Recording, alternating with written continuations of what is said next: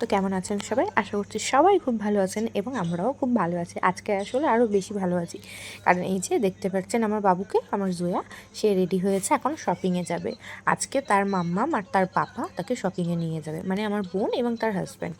হ্যাঁ, তো এই যে শপিংয়ে যাওয়ার আগে সে এমনভাবে রেডি হয়েছে, সে তো ভীষণ খুশি, সে শপিংয়ে যাবে। আজকের দিনটা অনেক দিন ধরে অপেক্ষা করছিল। আসলে ওর পাপার না ঠিকমতো ছুটি হচ্ছিল না, ওই জন্য একটু দেরি হলো ওর শপিংয়ে যেতে। আর ওকে প্রতিবারেই সঙ্গে করে নিয়ে যায়, ও যেমনটা পছন্দ করে তেমনটাই। আর এই যে শপিং থেকে চলে এসছে, আর এই দুটো জামা দেখছেন, এই দুটো হচ্ছে জোয়ার। হ্যাঁ, আর এই যে এটি ছিল কি ড্যামিন কটন, কটন নাকি বলে না, ওটার জামা। হ্যাঁ, জামাটার কালারটা ভীষণ সুন্দর ছিল, জামাটা খুব সুন্দর, মানে এত সুন্দর কাপড়টা, মানে কি বলবো, ভীষণ ভালো লাগবে আমার মানে গুলুগুলুকে পরলে। আর এটা ছিল একটা পার্টি ওয়্যার ড্রেস নিয়েছিল, আর একটা এটা নিয়েছিল। হ্যাঁ, তো এই জামাটাও ভীষণ সুন্দর, একটু পরেই সে ট্রাই করবে জামাগুলো। আর এগুলো আমার বোনরা আর কি ওকে দিয়েছে ঈদের জন্য। হ্যাঁ, এখনও আমি বাকি আছি, আমার পাপা বাকি আছে। হ্যাঁ, তো দুই বোনে মানে জোয়াকেও দুটো দিয়েছে, গুলগুলিকেও দুটো দিয়েছে, কারণ মানে এটাই তো ওদের আবদার না, যে ওর মাম্মা ওর পাপা ওকে এতগুলো দেবে। আর এই যে এই জামাটা দেখতে পাচ্ছেন, এটা হচ্ছে গুলগুলির। এই যে ওইখানে এখন পাপা জোয়ার জামাটা ধরে দাঁড়িয়ে রয়েছে। আবার এই জামাটা দেখুন কত সুন্দর, একদম এটা কিন্তু কটনের জামা। হ্যাঁ, এত সুন্দর জামাটা যে কী বলবো, আবার তার উপর আবার এই জ্যাকেটটাও আছে, মানে আমার গুলগুলিকে পরলে পুরো পুতুল পুতুল লাগবে। হ্যাঁ, আর এই যে আমি জ্যাকেটটা দেখছিলাম যে কেমন, একদম জ্যাকেটটাও দেখুন পুরো সুতোর কাজ করার মধ্যে জ্যাকেটটা আছে। আর এই যেখানে গুলগুলি একটু নড়াচড়া করছে, তখন আমি আর গুলগুলি ঘুমাচ্ছিলাম, একদম ঘুম থেকে উঠে ওরা ডাকছে যে দিদি ওঠ, মানে অনেকটা লেটেই এসেছিল। তো এই যে এটা জোয়ার, এটা গুলগুলির। এবার জোয়ার জামাটা ট্রাইও করবে। আর একটি জামা আছে গ্রিন কালারের, এটাও গুলগুলির, মানে একটা কটনের এবং একটা পার্টিওয়ার। এই যে এটা হচ্ছে আমার গুলগুলির জামা, এই জামাটাও ভীষণ সুন্দর, মানে খুব সুন্দর জামাটা। এটা আর কি গুলগুলি যখন পরবে, পুরোপুরি একদম ড্রেস আপ করবে, রেডি হবে সুন্দরভাবে, হ্যাঁ, তখন আমার গুলগুলিকে একদম প্রিন্সেস লাগবে। আর এমনিতেই তো আমার দুটো প্রিন্সেস। তো গুলগুলি তখনও ঘুমাচ্ছিল, আর এখানে জোয়া ট্রাই করছিল বাড়িতে আসার পরে। এই দেখুন, হ্যাঁ, জামাটা কিন্তু ভীষণ সুন্দর, আর এর উপর একটা লং গাউন। হ্যাঁ, তো এমনটাই চেয়েছিল ওর মাম্মামের কাছে, যে আমাকে এমন একটা গাউন দেবে, কারণ আমাদের সামনে একটা বিয়ে বাড়ি আছে, জোয়া না গাউন পরতে ভীষণ ভালোবাসে। হ্যাঁ, কারণ সবসময় তো পার্টিওয়ার ড্রেস পরা হয় না, একটু বিয়ে পারপাসেই পরা হয়। তো এই যে এখানে আবার ও নিচে নেমে আবার ঘুরে ঘুরে আমাকে দেখাবে যে দেখো মা, এটা এতটা ঘুরছে। হ্যাঁ, ওই যে, হ্যাঁ, মেয়ে তো আমার ভীষণ খুশি, আর এর এই খুশিতেই আমরা সবাই খুশি।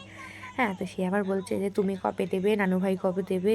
হ্যাঁ, বলছে দাঁড়াও, এখনও তো টাইম আছে অনেক দিনই, আমি আর নানু ভাই একসঙ্গে গিয়েই কিনে আনবো। হ্যাঁ, সে তো এখানে আর জামা খুলতেই চাইছে না, আবার উড়িয়ে উড়িয়ে দেখছে, এই যে এটা নাকি ও সিমরেলা হয়ে গেছে জামাটা পরে, ওরকমভাবেও ঘুরছে। হ্যাঁ, তো তাকে বলা হবে যে জয়া খোলো, সে তো কিছুতেই খুলতে রাজি নয়। হ্যাঁ, পাপা ওই যে পাপার পেটে একটা ঘুষি দিয়ে দিল। হ্যাঁ, কারণ সে জামা খুলবে না, যেই বলেছে জামা খুলতে সে বলছে না। আর এই জামাতে না একটা বেশ ওই মতো ছিল, ব্যান্ড মতো ছিল, ওটা পিন করতে হয়, তো ওটা আবার হাতে করে নিয়ে গেল। হ্যাঁ, তারপরে এই যে গুলগুলিকে যখন আমি সবুজ জামাটা পরিয়েছি, সত্যি কথা ও পুরো ঘুম থেকে উঠেছে, তো মানে সবে ঘুম থেকে তুলেছি আর ওকে জামাটা পরিয়েছি, মানে কি বলবো, পুরো একটা পুতুল লাগছে, পুতুল দেখুন, যেন একটা পুতুলকে পরিয়ে আর কি ট্রাই করানো হচ্ছে, এত সুন্দর লাগছিল সরাসরি। আর এই যে আমার সোনামা, ও তো বুঝতেও পারছে না যে হচ্ছেটা কি, আমি তো ঘুম থেকে উঠলাম, আমার সঙ্গে করছিসটা কি তোরা। হ্যাঁ, ওর একটু টাইম লাগবে। আর তারপরে দ্বিতীয় জামাটা পরাবো যখন, তখন সে আবার খুলতে চাইবে না। হ্যাঁ, তো এই আর কি ঈদের কেনাকাটা আমাদের আজ থেকে স্টার্ট হলো, কারণ টাইম হচ্ছিল না, সবাই ব্যস্ত ছিল। হ্যাঁ, তো এই যে এই জামাটা তো ও খুলতেই চাইছিল না, এই জামাটা ভীষণ ভালো লাগছিলো, জ্যাকেট ছাড়াও ভালো লাগছিলো এবং জ্যাকেট পরিয়েও ভালো লাগছিলো। আর এটা সে খুলতেও চাইবে না। এখনও অনেক কিছুই বাকি আছে, আমার বাবুদের জুতো বাকি আছে, ঘড়ি বাকি আছে, চশমা বাকি আছে, তো এক এক করে সবটা আর কি হবে। আর এগুলো আর কি সব ওর মাম্মাম দেবে ওকে। হ্যাঁ, তো তারপরে ইফতারের টাইম হয়ে গেছিলো, ওগুলো সমস্ত গুছিয়ে আমরা ইফতারে বসে পড়েছিলাম। আর আজকে একটি বাড়ি থেকে ইফতার দিয়ে গেছিলো, এই যে এখানে ঘুগনি আছে, কিছু ফল দিয়েছিলো, ফলটা আমি ওর মধ্যেই রেখে দিয়েছি। আর এই যে তেলের বড়া ছিল, আর আমাদের ঘুগনির মধ্যে ছিল মটরের ঘুগনি। আর এখানে গুলগুলিকে দিয়েছিলাম একটু খাওয়ার জন্য, আর এটা ছিল আমার প্লেট। হ্যাঁ, আর ওই যে ফল টল আজকে বেশি তেমন একটা কাটিনি, কারণ সবাই আজকে বাইরে বাইরে আর কি করেছে, তো কারোরই খাওয়ার সেমন এনার্জি ছিল না। আর এখানে জয়া দুষ্টুমি করছিল আমার পাশে। তো আজকের মতো এইটুকু, টাটা। তো আজকের মতো এইটুকু। আজকে না আমি কিছু শেয়ার করবো বলে ভিডিওটা করছি। কথাটা হচ্ছে, আজকে হঠাৎ করে আমার ওই 11:15টার দিকে একটা নাম্বার থেকে কল আসে। হ্যাঁ, তো এসে মানে এমনভাবে কলটা আসে যেন মনে হচ্ছে যেমন মানে কোনো কোম্পানি থেকে কল আসে না, যেমন জিও থেকে আসে, হ্যাঁ, বা ভিআই থেকে আসে, ঠিক তেমনভাবে এলো। আসার পর আমি যখন কলটা রিসিভ করলাম, বলল, ম্যাডাম আপনার মানে এই নাম্বারটি 2 ঘন্টার মধ্যে ব্লক করে দেওয়া হচ্ছে। হ্যাঁ, আপনার ওখানে আপনি ব্লকের জন্য অ্যাপ্লিকেশন করেছিলেন এই নাম্বারটির জন্য। আমি বলছি, আমি অ্যাপ্লিকেশন করেছি কীভাবে? আমি তো করিনি এবং আমার এমন কোনো অ্যাপ্লিকেশনও নেই, আর আমার নাম্বারটি কেন ব্লক করা হচ্ছে? তো তার সঙ্গে প্রায় 2 মিনিট মতো আমার কথা হয়, সে আমায় কিছুই বললো না। এবার তারপর আমি বললাম, দেখুন এই নাম্বারটি প্রথমত তো আমার নামে নয়, আমার হাজব্যান্ডের নামে। হ্যাঁ, এবং সে কি কোনো অ্যাপ্লিকেশন করেছে? যেই বললাম তার সঙ্গে সঙ্গে ফোনটা কেটে গেল। তারপর আমি অনবরত ফোন করে যাচ্ছি, হ্যাঁ, কিছুতেই ফোনটা মানে যাচ্ছে না, তুলছে না। তো তারপর আমি তো খুব টেনশনে পড়ে গেলাম যে যদি এখন নাম্বারটা ব্লক হয়ে যায় কী করবো, কারণ আমার সমস্ত কিছু এই নাম্বারে, আর নাম্বারটা আমার হাজব্যান্ডের নামে। হ্যাঁ, তো আমি তো ওরকম টেনশনে পড়ে যাই এবং সঙ্গে সঙ্গে আমি আমাদের সামনে মানে বাড়ির এখানে যে জিওর ইয়েগুলো আছে ওখানে যাই, মানে দোকানগুলোতে যাই। তো একটা দোকানও বন্ধ, মানে খোলা ছিল না, সবগুলো বন্ধ। তো তারপরে আমি নিজেই আর কি জিও কাস্টমার কেয়ারে কল করি, করে সমস্ত কিছুটা আর কি মানে বলি যে এমন এসছে, আমার এমন কল এসছে, কেন আমার নাম্বারটা ব্লক করে দেওয়া হচ্ছে। তো তারা আমায় বলে যে না ম্যাডাম, আপনার নাম্বার অ্যাক্টিভ আছে, এমন কোনো অ্যাপ্লিকেশন কেউ করেনি। হ্যাঁ, তো এটা সমস্ত একটা ফেক কল। হ্যাঁ, এটা আপনাকে এই জন্য করা হয়েছে যাতে আপনার যদি ওই নাম্বারে ব্যাঙ্ক অ্যাকাউন্টের সঙ্গে যদি কোনো লিঙ্ক থাকে তাহলে সঙ্গে সঙ্গে আপনার কাছে কোনো কোড যেত যে না এই কোডটা পাঠাচ্ছে, এই কোডটা আমাদের বলুন, তাহলে আর অ্যাকাউন্ট ব্লক করা হবে না, তাহলে সঙ্গে সঙ্গে আপনার অ্যাকাউন্ট থেকে সমস্ত কিছু টাকা পয়সা উড়ে যেত। হ্যাঁ, এবং এই নাম্বারটার সঙ্গে আমার ব্যাঙ্কের কোনো লিঙ্ক নেই করা। এবার বিষয় হচ্ছে, এই বিষয়গুলো এখন প্রতিনিয়ত হচ্ছে, আজ আমার সঙ্গে হয়েছে, আগামী দিনে অন্য কারোর সঙ্গেও হবে। তো এমনভাবে কলটা এসেছে যে আমি কি আমার বাড়ির সবাইও পুরো মানে রীতিমতো অবাক যে কী ব্যাপার হলো, এমনটা কেন হলো। আর একটু মানে আমার পারিবারিক কিছু ইস্যু চলছে, তো আমি সেখানে বাবার বাড়িতেই থাকি।